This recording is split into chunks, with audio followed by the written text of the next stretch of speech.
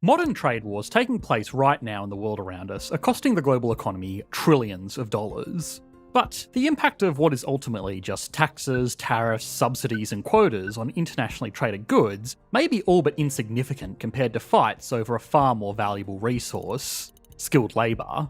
International trade used to be a slow and expensive practice, with small, unoptimised ships carrying goods that needed to be loaded and unloaded by hand at either end. The standard intermodal shipping container was first invented in the early 20th century, but it wasn't until 50 years later in the early 1960s that its popularity exploded and became the industry standard for international shipping. Today, it's unusual to transport goods without them being packed into one of these containers. Entire fleets of the world's largest ships and shipping ports have been designed from the ground up to work with nothing other than these containers. Now, highly efficient systems are often the most fragile, and these rigidities have caused some problems. One of the largest contributors to supply shortages in 2021 was a shortage of shipping containers rather than a shortage of goods. Despite these problems though, global trade is now easier and cheaper than it ever has been, which means that it's often cheaper to make something on the other side of the planet and ship it over the ocean than it is to make something domestically. In fact, it's almost always cheaper. Even in the USA, a country with a huge manufacturing industry, only 53% of final demand for manufactured goods is supplied by domestic manufacturers. To a lot of people, that figure might even sound high, which only shows just how normal it's become for our demands to be met from suppliers all over the world. Globalisation has overwhelmingly been a positive process for the global economy. Dozens of countries around the world have been able to rapidly develop by providing low-cost goods and services to advanced economies, and many of them now have robust advanced domestic markets of their own. But of course, there have been losers too. Workers producing items that can easily be shipped all over the world now have to compete with everybody in the world, not just in their own country. Job losses are never politically popular, which is why, despite the advantages of free trade, import restrictions exist in every major economy around the world. One of the most valuable and influential things entering and exiting economies these days are people. And just like goods being packed onto container ships, it's become a lot easier for skilled workers to be moved from anywhere in the world to anywhere in the world with very few real restrictions. Just like free trade, skilled migration already has winners and already has losers. And just like free trade, these movements are inevitably going to become a powerful geopolitical tool. So, what countries are currently gaining the most from the increased movement of skilled workers around the world? What countries are losing the most? What economic tools could countries use to fight these skills wars? And finally, what impact could this have on individual people, individual nations, and ultimately the global economy? Skilled migration is almost always a net benefit for the nation receiving the skilled migrant because the government can control how many people are allowed into the country, under what conditions, and for what skills. Usually, advanced economies, which are the most attractive destination for skilled migrants, are not going to open up skilled visa programs to foreigners if roles can be filled with citizens, because it's those citizens that vote for government leadership, and they're unlikely to vote for a government that's replaced their job with a skilled migrant. Skilled migrants can also contribute to the economy in other ways as well. Here in Australia, our economy is heavily dependent on providing university degrees to international students. Despite our country's immense natural resource wealth, education is still one of our largest exports. What this does for the economy is bring in someone that will directly contribute a significant sum to the local economy through university fees, and then contribute more to pay for housing, food, and general consumer goods and services. They do this for 3 to 5 years before they become skilled workers at the very start of their lives, and the country hosting these students can either decide to send them back to their home country, or offer them a working visa where their skills will contribute to the host country's industries, and their taxes to the host country's government. The United States, Canada, and the UK also greatly benefit from skilled migration and international students, although to a lesser degree than Australia. Although not as direct, countries can also benefit from skills transfers in other ways as well. Certain countries, especially those developing major economic projects, often attract expatriate workers, which are different from skilled migrant workers because they only intend to be in the country for a fixed amount of time. While the host country doesn't get to keep the skilled workers, and depending on how long the expat stays in the country, they might not earn tax revenue from their work either, it can still sometimes be an even more beneficial arrangement because the workers arrive right as they are needed, they apply their skills to develop a project, and then they leave. When Taiwan was rapidly expanding industrial infrastructure in the 1970s, it brought in thousands of expatriate workers to help design and oversee these once-in-a-generation projects. Instead of training its own citizens to be able to design and construct a nuclear power plant from scratch, it brought in experts from all over the world. These expats had already constructed similar power plants before, and they were ready to start construction instantly rather than wait a decade for a local team to receive the training that they would need to do it themselves. These skills also wouldn't be very useful after the plant was built, because in the 50 years since, Taiwan has only ever built 2 more nuclear power plants, and 2 of them are now being decommissioned. The construction of major projects like this is an extreme example, but there are similar projects to this happening all around the world at the moment. The Gulf states have intentionally been building big dumb mega projects for decades now. The reason they've been doing this is not because the world's tallest tower or man-made islands have any utility in the middle of a desert with endless space and waterfront. They do it because big projects like these attract skilled foreign workers and businesses that want to make money off them, and in doing so set up in the host country, share in the skills, and also make the region a self-sustaining centre of business and commerce. Even on a smaller scale, temporary expats can add a lot of value to an economy by training the local workforce on how to establish and run local industries. A major reason why countries like Japan, South Korea, and Israel were able to develop so quickly in the last half century, when compared to early industrialisers like the USA and Western Europe, is because the technology was already created, and they could hire skilled people from around the world to teach them how to set up and run advanced world-leading industries. A quick disclaimer is that, of course, it's not as simple as just flying in people with industry skills. And even with the benefits of being able to import existing technologies and expertise, these countries still had to manage their economies very carefully. But this certainly made it, at the very least, a lot faster.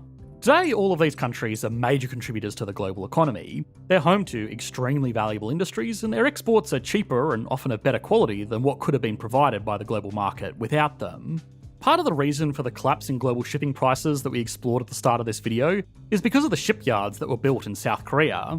Today, the country is the largest shipbuilder in the world, and just like you might find it hard to find a consumer good that wasn't made in China, it would probably be equally as difficult to find one that wasn't transported on a South Korean ship. This is an amazing demonstration of the general rule that every change in the global economy changes at least 2 other things. But in the case of the free exchange of skills, it seems as if these changes are nothing but positive. But just like the free trade of goods and services across the world, skills exchanges have had even bigger winners and bigger losers. During our research on this video, we were lucky enough to speak to Dr. Billari, the Dean of Bocconi, one of the top universities in Italy. His insights were fascinating, not only from his distinguished career as an educator, but also as someone at the forefront of one of the countries most heavily impacted by the free flow of skilled labour around the world. Actually, Italy is a net sender of graduates rather than a net receiver, and that's one of the parts that the country is complaining about. So we'd love to attract more people with a degree rather than letting them leave to other countries. So I think from the country perspective, it is a problem, especially if you are one of the sending countries. However, let me say 2 things on this. One is that from the individual level perspective, having more freedom of movement is certainly giving the right incentive to individuals. You want to build a good life, you have good ideas. It's fantastic for the world to let these people move. The second point of view is that we have to understand from the competition for talent perspective that countries that are losing these individuals, maybe because they tend to be over-educated for the level of the economy in that country, should think seriously about the opportunities that in a specific country or region are given to these individuals. Italy is an advanced economy with very high standards of living by global standards, but its economy has still been falling behind its Western European peers, which have in turn been falling behind a lot of other major advanced economies around the world, the USA in particular. Job opportunities for young skilled workers in Italy are limited, youth unemployment is high, and youth underemployment, where people are working jobs that don't utilise their skills and normally earn less than they could be, is also another major problem.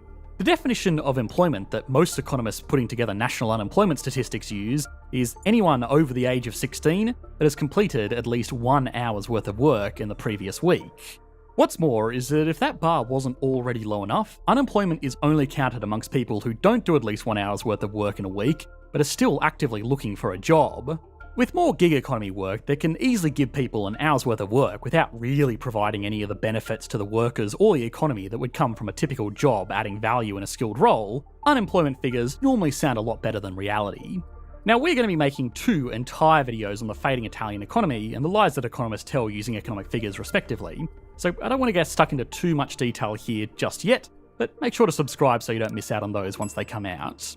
The takeaway in the context of the free exchange of global skills is that despite making heavy investments into education, and despite still being an advanced economy with high incomes by global standards, a lot of Italian students are still moving overseas as soon as they can to find better opportunities. On an individual level, this is understandable. If better opportunities exist, then people should have the right to take advantage of them. But on a national level, it presents a serious dilemma. Education in Italy and most economies around the world is heavily subsidised by the government to a high school level. Then, in a lot of other economies, Italy included, tertiary education is also subsidised in one form or another.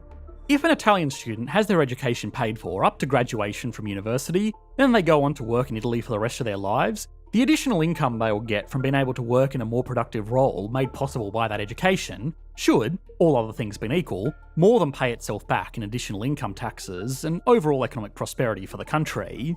But if that student graduates university and then can't find work in Italy and decides to move overseas for better opportunities, then they won't pay taxes in Italy, and their labour will be adding value to some other economy. Communications technologies, easy international travel, and the widespread adoption of skilled workers programs have made this far easier than it was in the past. Just like removing the barriers to global trade created a race to the bottom of which country could produce things for the lowest cost, removing the barriers to workers has created a race to the top of which countries are willing to pay the most for certain skills. Italy is one of the biggest losers of highly skilled graduates in the world, but other advanced economies like New Zealand, Spain, Portugal, Greece, and to a lesser extent Canada all suffer from the same issues. It's not fair for a country to put restrictions on where its people can live and work. The few countries in the world that do are not exactly models of ideal economic outcomes. But it's also not fair or sustainable for taxpayers to subsidise the education of workers that will never produce output for the country that paid for their skills in the first place. Italy is a country that is already struggling with an ageing population and declining worker productivity. It really cannot afford to lose what few young skilled workers it already has, so it's going to need a solution to this problem that doesn't appear to have a fair answer. So far, we've also only looked at advanced economies, and while they are going to have to deal with these challenges as well, they have it easy compared to developing and undeveloped economies. Even if workers can find jobs in these countries, income levels are far lower than the global average and working conditions are generally worse. Beyond just income opportunities, developing economies will have poorer healthcare, fewer utilities, and less access to education for people and their children. A lot of people from advanced countries will live and work overseas as an experience or as a way to help their career, often with the intention of eventually moving back to their home countries. But a lot of young people from developing economies gather skills with the sole intention of working in an advanced economy. Certain industries suffered when they were outcompeted by outsourced service and manufacturing centres in countries with lower labour costs. But this trend could threaten entire economies that simply can't be competitive while losing their youngest and most productive workers. But if this is already such a problem, and one that's likely to get even worse, then how are countries going to fight for skills? Regular trade restrictions are implemented in 4 sort of distinct levels using 2 different approaches, and skills wars will be fought the same way, only in reverse. The tools that countries use to limit foreign trade are direct trade restrictions like import taxes, quotas, and bans, or domestic subsidies. If a country doesn't want China to flood its local market with low-cost consumer goods, it can introduce an import tax on them, which means after that artificial increase in price, the imported goods will be less competitive than domestic goods. If that doesn't work, then another alternative is just to directly limit how much of a good can be imported every year through a quota system. This will incentivise local manufacturing to fill in the shortfall. In certain cases, countries can also just outright ban certain products from entering their domestic market, either from select countries or from anyone. All of these will artificially limit the supply of goods in the economy, increasing local prices, which is inflation, but a lot of times that's a sacrifice that these countries are willing to make. Most countries by default have basic trade restrictions because they want to protect their local industries that provide employment. But given the benefits of global trade, they will enter into trade agreements to drop these restrictions with select trading partners. The most obvious example of this is the European Union, which outside of very select products mandates that all countries trade freely with one another without any of these restrictions. Since inflation is not politically popular and trade deals can create entirely new job opportunities by expanding local industries, another more subtle tool is often used by governments to protect their local industries. If the country trying to defend itself against cheap Chinese imported consumer goods was forced to drop their tariffs, quotas, and bans as part of a trade agreement, they could achieve the same outcome by just subsidising local industries. If domestic businesses were given grants or access to guaranteed buyback programs by the government, they could continue to operate competitively and keep on employing people. If a microwave imported from China would cost $100 and a locally manufactured microwave would cost $120, then a $20 subsidy could keep the locally made goods competitive in the market in the same way that a $20 tariff on the Chinese import could. The subsidy approach also means that goods are kept cheaper. Microwaves in the market using subsidies would cost $100, whereas microwaves in the market using tariffs or quotas would cost $120. Now, while this sounds great, there is always a trade-off. If the government is spending money to make local goods more competitive, it is eventually going to have to offset that additional spending with additional taxation, which should, all other things being equal, make the purchasing power of the average household exactly the same as if microwaves were $120. It's just now that extra $20 is going to be paid in taxes rather than at the checkout. In reality, all other things are not equal. Inflation, or the higher price level of goods and services, normally impacts poorer households more greatly, while higher taxes more heavily impact richer households. Again, what's important for the issues of trade wars and skills wars is that there is a trade-off. Often one of the biggest advantages of subsidies is just maintaining industries that are worth having, even if they aren't globally competitive.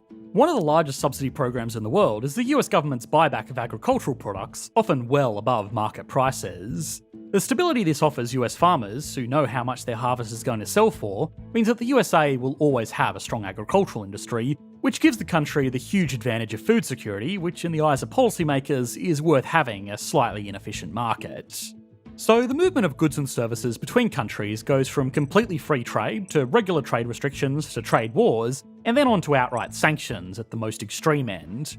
For goods and services, countries control where their partners sit on this spectrum through restrictions and subsidies, and it will work exactly the same way with people, just the other way round. While countries want to restrict the import of foreign goods and services and encourage their local goods to be exported to other markets, they want to encourage the import of skilled workers and restrict their own skilled labour from leaving the country, although in both cases the end goal is to maintain and expand local industries. So far, the only thing advanced economies have needed to do to attract skilled workers is to increase quotas, a classic tool used to restrict trade. When economists are talking about human beings, they don't actually call it quotas, they call it visas, but it's effectively the same thing. A skilled worker that wanted to move to Australia would need to apply for one of the limited number of skilled worker visas and be approved. By easing this limitation, Australia could effectively attract an unlimited amount of skilled workers. Other countries that are less attractive to foreign workers need to try a bit harder and offer incentives to the people coming in. This could come in the form of low taxes, discounted housing, guaranteed jobs, or some combination of all of these. This is still rare, but countries and even cities have made headlines by offering houses for $1, and countries like the Gulf states from earlier are also making themselves attractive to workers by having very low taxes. What these countries are effectively doing is offering subsidies to attract skilled workers. This doesn't sound so bad until it's realised that governments could also use tools like tariffs and outright bans. A tariff would come in the form of taxation on workers leaving their home country, on top of the taxes they would have to pay in the country they end up working in. This is called citizenship-based taxation as opposed to residence-based taxation, which means people pay their taxes only in the country where they live and work, even if they are a citizen of another country. Today, there's only one country in the world that has this system, and that's the United States. Partially this is because the US is one of the few countries with enough influence and administrative capacity to make sure all their citizens are paying taxes no matter where in the world they end up. This can make leaving the US for better opportunities artificially less enticing, because their citizens would end up paying 2 sets of income taxes, which would probably eliminate the benefit of the higher income in the first place. Some other countries have more targeted versions of these tax rules, where citizens will need to pay taxes in their home country if they move to a tax haven, but more and more countries are now considering a similar model to the US system, so they'll still benefit from their skilled workers, even if they do lose them. For developing countries, this could be a huge opportunity. The government could generate a lot more tax revenue by sending a worker overseas to a high-income country than they would by keeping that worker on shore and taxing them at a job with a lower income. If countries could effectively do this, then skilled workers could become a very valuable export. But there are challenges. Countries that want skilled workers are under no obligation to share how much a migrant or expat worker is making with their home country, and developing countries certainly don't have the capacity and influence of the USA to make them cooperate. The most extreme way that countries could win the battle for skilled workers is simply by banning their own people with certain skills from working abroad. This obviously happens in authoritarian regimes like North Korea, Russia currently, the Soviet Union back in the day, and Iran to a lesser extent. But even advanced, open, free, and democratic countries have started implementing some restrictions on where skilled workers can and can't work. US citizens or residents with skills in the semiconductor industry are not allowed to work in the Chinese technology industry. For now, this is a move motivated more by geopolitics than pure economics, but it has shown that it's possible and could continue into the future. The unfortunate part of any restriction, be they of goods, services, or people, is that they come at the expense of the prosperity of the global economy in aggregate.